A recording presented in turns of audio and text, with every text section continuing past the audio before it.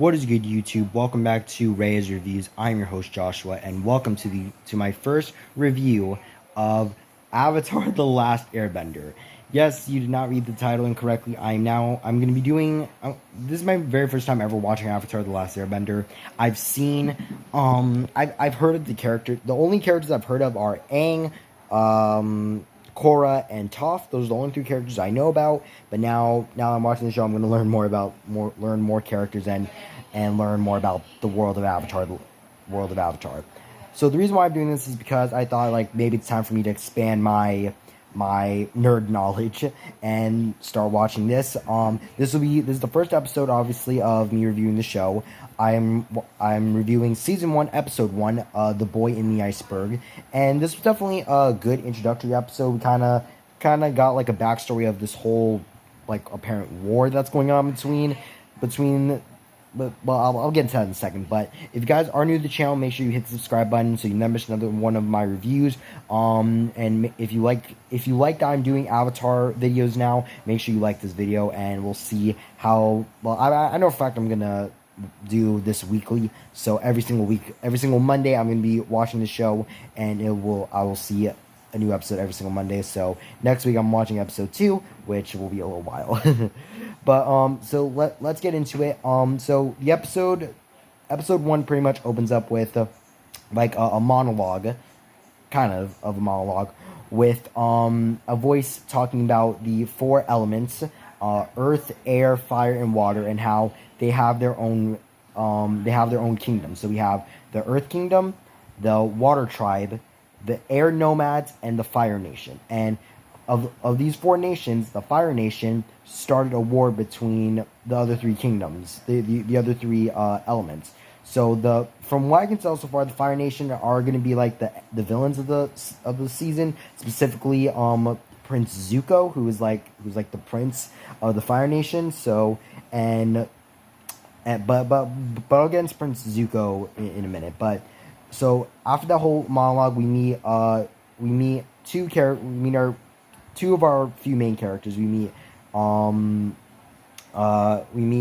Katara and we meet Sokko, who are brother and sister, and they're both fishing. And we see that Katara, she's a waterbender, but she hasn't really fully mastered her abilities yet. So that will be interesting to see like her kind of journey of becoming a full-on waterbender. But then they find this iceberg, and after Katara kind of has a temper tantrum with her brother, she pretty much frees our main character of the show, Aang, who was stuck in this ice prison thing for 100 years, and so he wakes up, and he and his giant bison flying pet thing, Appa,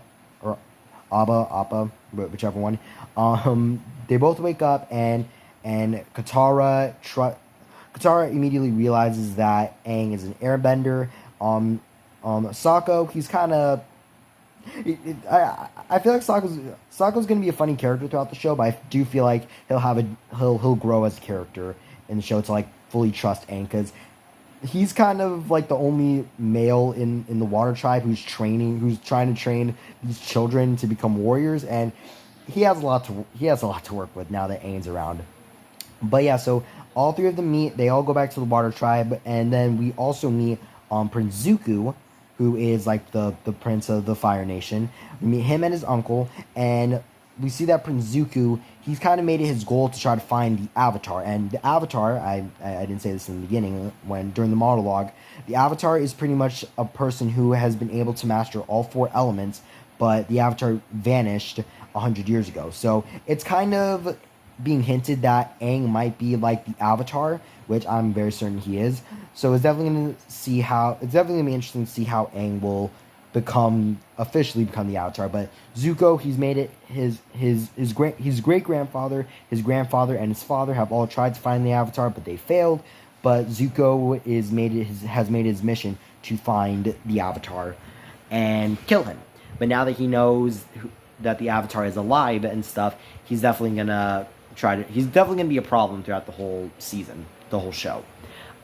So back with Aang and Katara. They pretty much, Katara pretty much acts as Aang if he can like train her to become like a waterbender. And Aang pretty much says that because he's an airbender, he can't train her. She needs to be trained by a proper waterbender.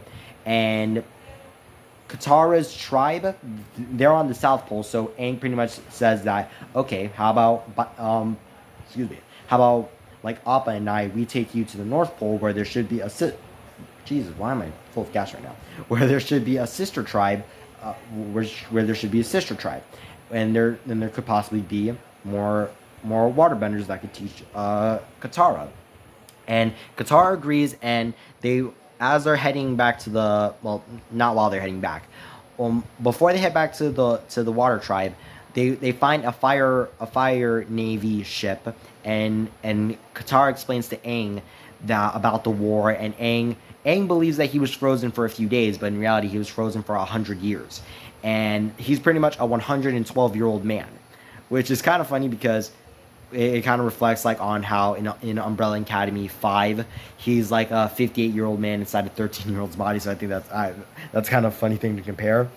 But yeah, so Aang, he's kind of starstruck by the fact that he's been frozen for 100 years, and now he's come back to a world where the Fire Nation is pretty much taking over a majority of the world, and he doesn't know it yet, but he's gonna be hunted. But the episode pretty much ends with Zuko finding out that Aang is alive, or the Avatar in his eyes is alive, and he knows where to attack his base, which is Katara and Sokka's water tribe. So that's definitely going to be an interesting battle. So far, just from this episode alone, it definitely has a few questions. I definitely have a few questions for the show, for how this could potentially lead. And yeah, but honestly, I like the episode. So it was a good episode. On a scale of 1 to 10, I would give it a solid 7.5. 7.5, because it was a good introduction to Aang. It's setting up a lot of stuff that could potentially happen in the future of the show, with Katara becoming a proper waterbender, and learning more about how he was frozen and all that stuff, which it looked like in a flashback he made it himself. So I don't know. We'll see what happens. But thank you guys so much for watching. I hope you enjoyed this video. This is definitely going to be a video that I'm going to be doing every Monday. So every Monday I will be doing a review for Avatar: The Last Airbender, and also every Friday, starting this Friday, I will be doing a review for Rick and Morty. So I'm going to start watching Rick and Morty on Friday, and I will be doing that every single Friday. So a lot of new shows. I'm going to be watching a lot of new shows now, and I'm very excited to see what will be in store for these shows. So thank you guys so much for watching. If you guys enjoyed this video, once again, make sure you hit the subscribe button and hit the bell icon so you never miss another one of my videos. If you are an Avatar fan, like this video. Thanks so much for watching. I'm Joshua from Ray's Reviews, and I will see you all in the next video. Bye bye.